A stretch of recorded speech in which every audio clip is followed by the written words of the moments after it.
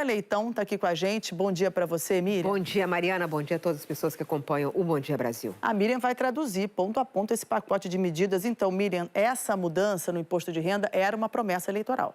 Era. A primeira coisa que eu queria corrigir é essa visão da Unafisco. O governo diz que são 35 bilhões. E isso por quê? Porque normalmente quando se aumenta a faixa de isenção, todos os outros passam a ter até aquela faixa pagar menos imposto. E essa vez não vai ser assim. Então vai custar 35 bilhões para o governo.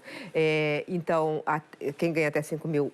Mas essa medida vai ser enviada só no ano que vem para valer só em 2026. Não está junto do pacote fiscal que será aprovado, como diz a Gioconda, vai ser tentar aprovar esse ano ainda para valer no ano que vem, né?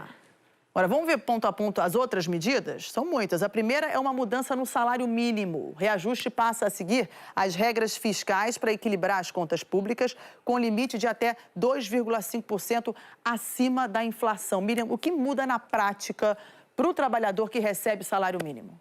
Hoje, no governo Lula, a questão do salário mínimo é assim, a inflação mais o crescimento de 2 anos antes.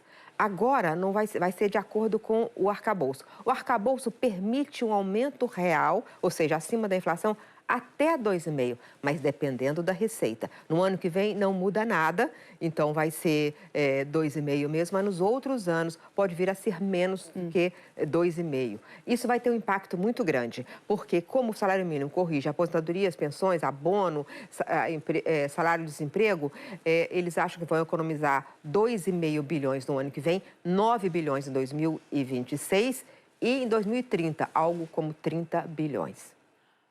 Uma das medidas que impacta direto o trabalhador trata do pagamento do abono. O governo também diminuiu a renda máxima de quem tem direito a essa espécie de 14º salário pago aos trabalhadores mais pobres. O teto passa de R$ 2.824 por mês, o equivalente hoje a 2 salários mínimos para 2.640. O objetivo é que no futuro o abono seja pago apenas aos trabalhadores que ganham até 1,5 salário mínimo. Miriam, essa medida tem um grande efeito?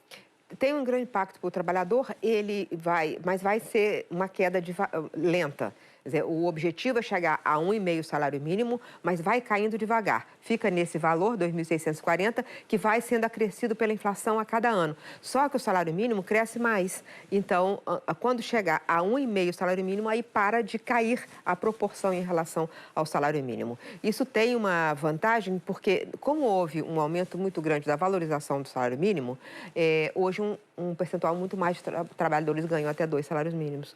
Então, isso reduz o custo do governo e focaliza o programa em quem mais precisa.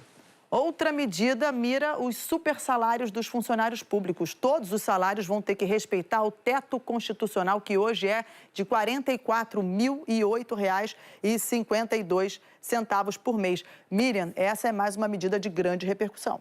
Tem uma repercussão principalmente moral, né? Porque esse é um limite e o limite não é respeitado e colocam vários penduricalhos em cima e o governo vai fazer, na proposta de emenda constitucional, vai estabelecer que não pode ser acima disso e vai remeter o assunto a uma lei complementar para ser discutida depois. Aí regulamenta e disciplina a matéria e vê se tem ou não tem exceção. Mas, por enquanto, vai dar uma travada nesses super salários. E outra medida que está no centro da polêmica no Congresso são as emendas dos parlamentares. O valor dessas emendas também não vai poder aumentar mais do que o limite das regras fiscais de 2,5% ao ano. E a metade das emendas de comissão deve ir para a saúde. Miriam, essas medidas têm impacto direto na articulação do governo, né? Do governo com o Congresso. Impacto direto. Impacto direto, mas ao mesmo tempo no orçamento. O que está acontecendo é que essas emendas estavam crescendo. Todo ano os parlamentares aumentavam muito. E aí o que acontece?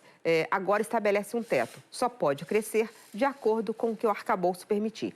Como eu já expliquei, o arcabouço permite até 2,5% acima da inflação, mas dependendo da receita. Se não tiver crescimento de receita, não tem aumento acima da inflação.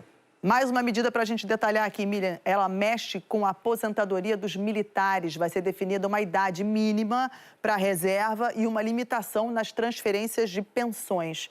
É um ponto polêmico. Que mudanças vêm por aí? Pois é um ponto polêmico e é o seguinte, a primeira coisa, a idade mínima sobe para 55 anos. As transferências de pensão, que hoje nos militares tem regras muito frouxas, passa do marido para a viúva e depois passa para o filho, depois passa para o neto. Eles têm transferências dependendo do tipo de aposentadoria e pensão.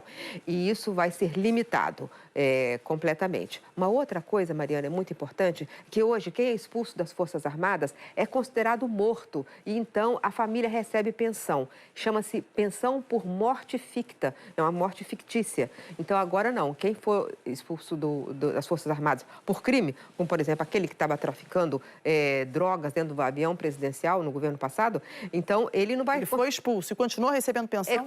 A família continua recebendo pensão. Então a ideia é acabar com esse princípio da morte ficta. Uma outra coisa também com os militares é que hoje as contribuições para o sistema de saúde dos militares é variável, dependendo da força. Agora todos vão pagar 3,5% mensal do seu salário para o sistema de saúde dos militares.